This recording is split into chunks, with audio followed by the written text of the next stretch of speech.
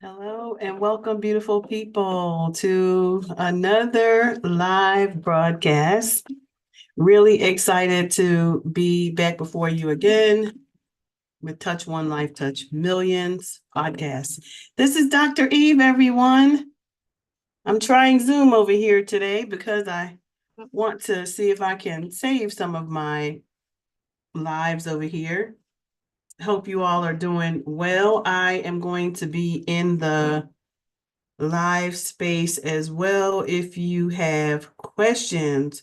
What I did not do was give today's live an actual topic. So, oh well. Oh well. We are talking about personal branding and why the profession has been on the rise.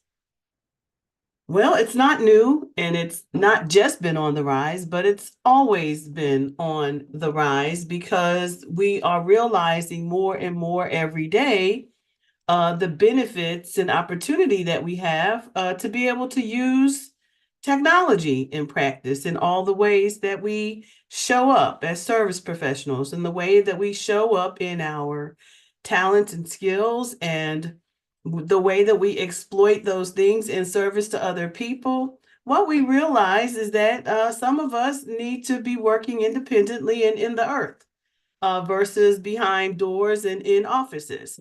And so one of the beautiful things about this profession of personal branding your service is it allows you to have no caps, no walls, and no borders, and just be all over the world. And that's okay.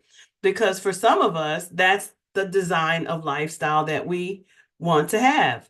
And so when I get a lot of questions about personal branding and what that should look like. Well, think about that word for a second. The word personal. What does that actually mean? It means, let's give you a definition. So, how about let's just be clear? Personal means, let's do a thing, right? It says of, affecting, or belonging to a particular person rather than to anyone else. Y'all, that is profound. Let's say it again. Of, affecting, or belonging to a particular person rather than anyone else. Now, if y'all didn't get the message in that, I don't know what to tell you because that's serious business right there. What they're essentially saying is a personal brand belongs to you. It belongs to you. And we're super excited today to be sharing with you why it's important that you be on that journey, even if you are doing a 9 to 5 or working in a particular city, and how and why that's important. Because you own it.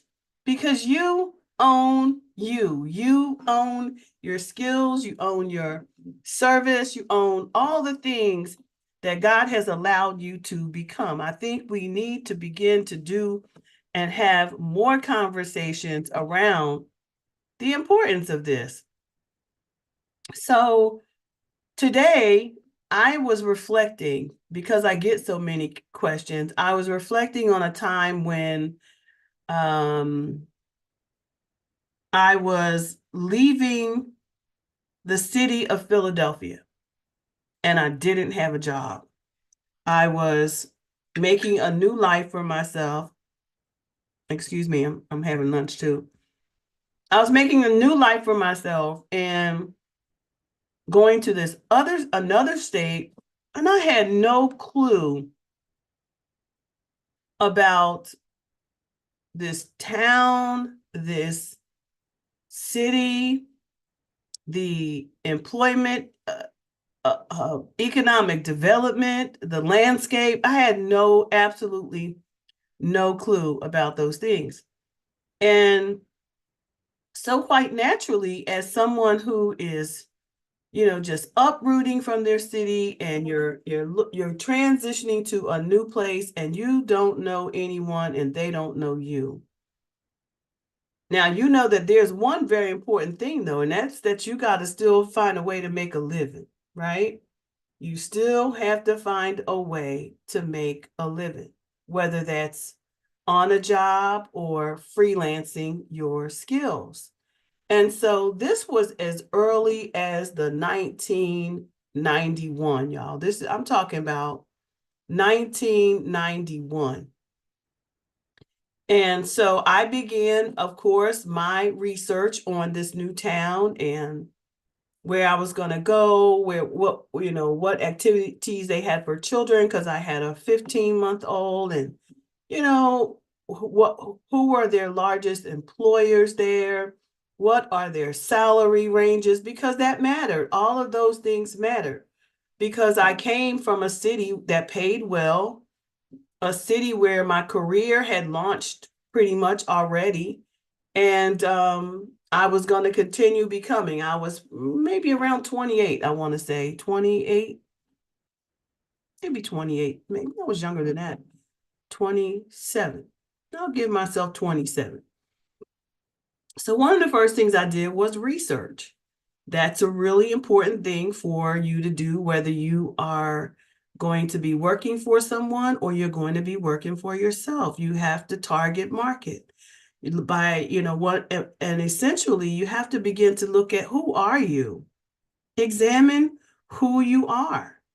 Like, you've worked a long time, you've served a long time, and what matters to you? Because remember, this is personal.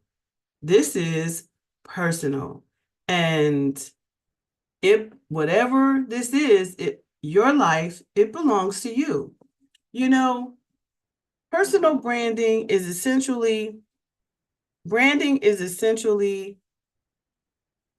one's reputation.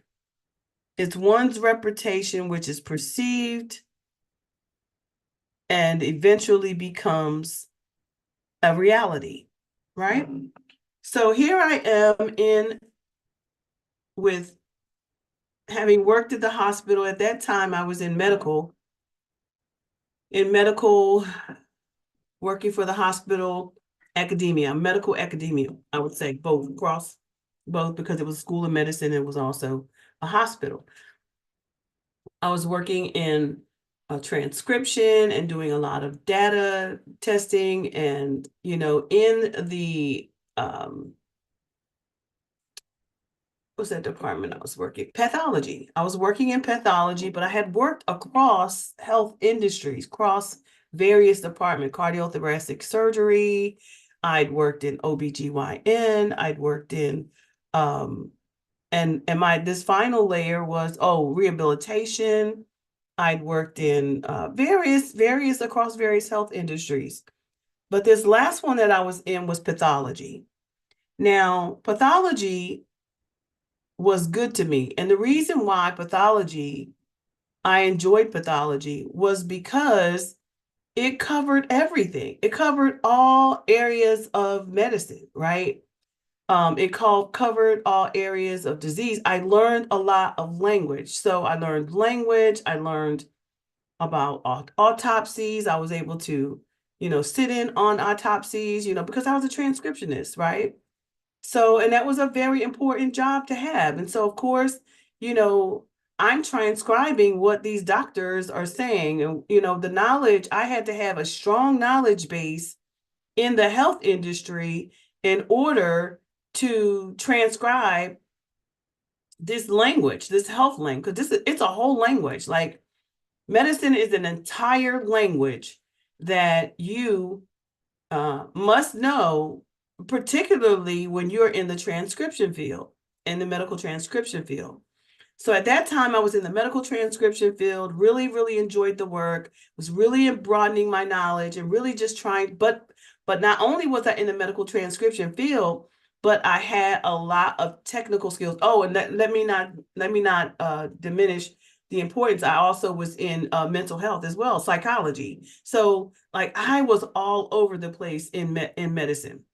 and in academia and in hospitals. And of course, you know, later landing here at ECU was my very first job. Here was the School of Medicine and the Department of OBGYN here in North Carolina. Now that was in 1991. The biggest thing about me transitioning those skills here was I learned very quickly that I had a set of skills that was desired because North Carolina was behind in the times. They were really behind in word processing, data processing, technology, and all the things. Why? Because they were just getting fiber optics laid. They weren't even hadn't even gotten fiber optics laid here. So they didn't have internet yet. They didn't have access to internet. And so here it is. I come here with this skill set that no one has in this space, this new job. And so now I have a set of skills that are different, you know, and depending on where you live, where you're from, that's probably your story too. So for me, I always knew that I had a unique value proposition. Call it, you've heard of that word before, right? Unique value proposition. I had a unique value proposition because the state where I am just did not have that going on for them. Okay. So that was a plus one, that was a benefit for me. So that when I began to build out my resume, I knew that I could build out this thing, this new unique value proposition called technology, right? Because they just didn't have it. So that was part of the reason why I was able to get my foot in the door so quickly after researching where would I best fit? Well, medicine, I knew that because I already had that under my belt. Or academia, sure, because I had that under my belt. So it's really all about owning your personal brand. So this thing, about personal branding is a journey. It's that place where you are just continuously becoming. You are doing amazing things, and people want to relate to you. They want to know how they relate to you. So now I began to relate to a whole population of people whose language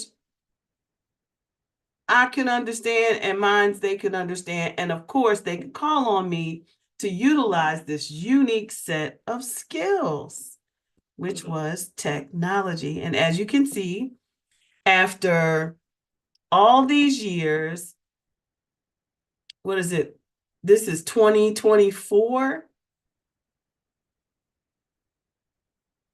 So we're talking about 3 decades.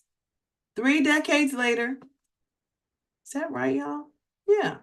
3 decades later, and I'm still utilizing and having a conversations about what? How to integrate technology into practice. So you see, you can pretty much find your overlap, the thing that you really enjoy, your unique value will show up most of the time as you are becoming. It's going to continue to be a thing because why? I enjoyed it.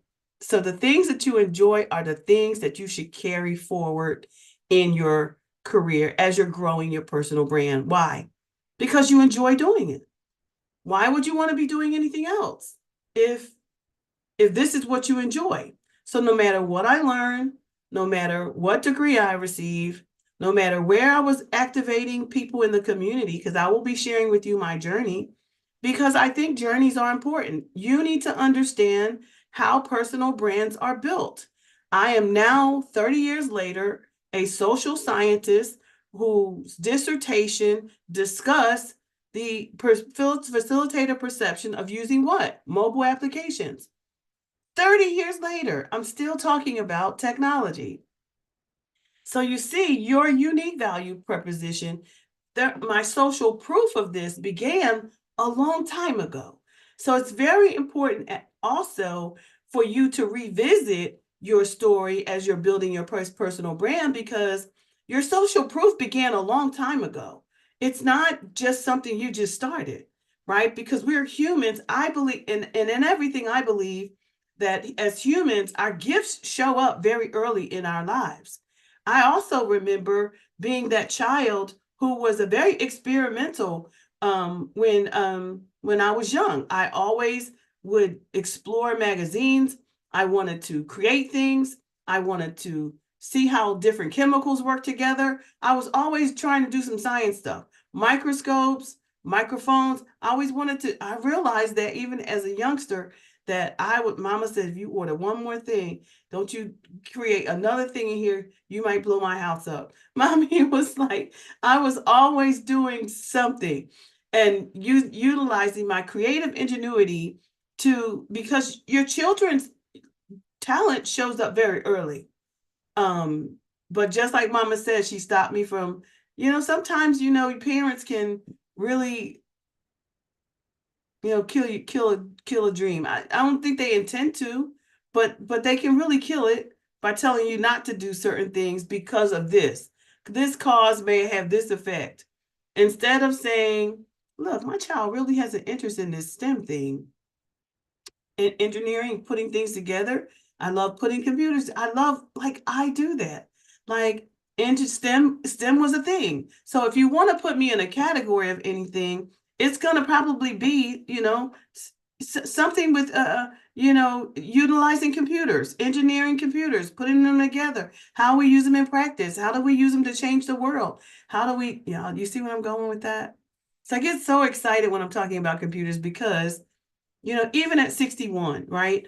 I remember working on my job, the last job that I left, which was medicine, by the way. One of the things that bothered me most, when I was leaving about the culture, was that I was older. And so they didn't respect age. They didn't respect age. I was trying to really utilize technology even then in my role to say, hey, we can do this better by honing this database or utilizing this technique. And I would always get the question, well, why are you doing that? Because I have the skills to do it. It's my unique thing that I always bring no matter whose job I'm on. And besides, I have this unique, I have these ethics and these values that my daddy said, always do more than what is required. And so I always did more than what was required, no matter what job it is. So I just came here to share this with you today. I want to try and keep these podcasts below, a certain level of minutes because I don't want to burn folks out. But I want you to begin to think about that, your personal brand and what that looks like to you, because now more than ever, we are continuing to progress in the profession's still on the rise, personal branding, because we need even more of that in the workforce. We need you branding on your job. We need you branding coming out of school. We need you branding your profession. We need you extending your arms. We need you to realize that you have no caps, no walls, and no borders, because the playing field has been leveled. And if you utilize personal branding and all the tools that you have available to you here through artificial intelligence, then you are able to extend your arms beyond where you are and to create a lifestyle that you deserve. So people always wonder where I am, where is she on the earth, where's she doing? Because I have designed, God has allowed me to utilize my skills to create a lifestyle that I deserve. He has allowed me to understand what that looks like. And I've been doing this for a very, very long time. And I'm here to share with all of you what it looks like to show up for you, what it looks like to build a personal brand. So let's get moving, everyone. Please turn on your notifications, subscribe to my channel. I'll be back on another day to share a little more with you about building your personal brand. Hey, I'm going to be talking to you about transforming your career to a personal brand where you have no caps, no walls, and no borders as you continue to exploit your service to your skills in service to others, combating behaviors, conditions, and systems, because we're called to do a great work. But that work is also in the earth, where God wants us to go wherever He sends us. Will you be prepared to go where God sends you? This is Dr. Eve, everyone. I am your community health and human service educator and qualitative researcher on the journey beyond no caps, no walls, and no borders. This is Touch One Life, Touch Millions podcast with Dr. Eve. Peace and blessings to you all. Hope you have the most amazing day. And whatever you do, let no one get in the way on your journey to becoming. Peace and blessings. And until next time, peace and blessings.